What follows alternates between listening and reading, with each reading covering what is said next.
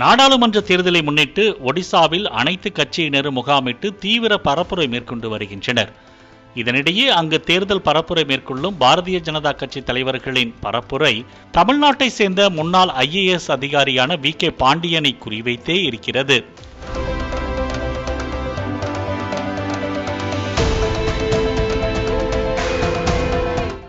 பிரதமர் மோடி தனது பரப்புரையின் போது தொலைந்து போன பூரி ஜெகநாதர் கோயில் சாவிகள் தமிழ்நாட்டுக்கு அனுப்பப்பட்டுள்ளது என்கிற ரீதியில் VK பாண்டியனை மறைமுகமாக குறிப்பிட்டு பேசினார். இது மிகப்பெரிய அளவில் சர்ச்சையானது.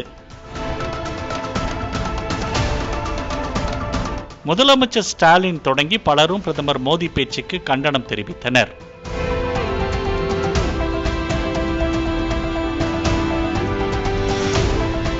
ஒடிசா மாநிலத்தை கடந்த 20 ஆண்டுகளாக ஆட்சி புரிந்து வரும் முதல்வர் நவீன் பட்நாயக்கின் தனிச் செயலாளராக கடந்த 12 ஆண்டுகளாக பணிபுரிந்து வந்த VK பாண்டியன் எனப்படும் V கார்த்திகேயன் பாண்டியன் தமிழ்நாட்டை சேர்ந்தவர்.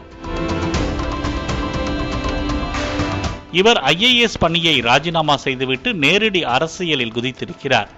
உடனே அவரை கேபினெட் அமைச்சர் அந்தஸ்துடன் கூடிய team work, technology, transparency, transformation, time limit என்ற 5T என்ற திட்டத்தின் தலைவராக முதல்வர் நவீன் பட்நாயக் நியமித்துள்ளார் என்பது குறிப்பிடத்தக்கது.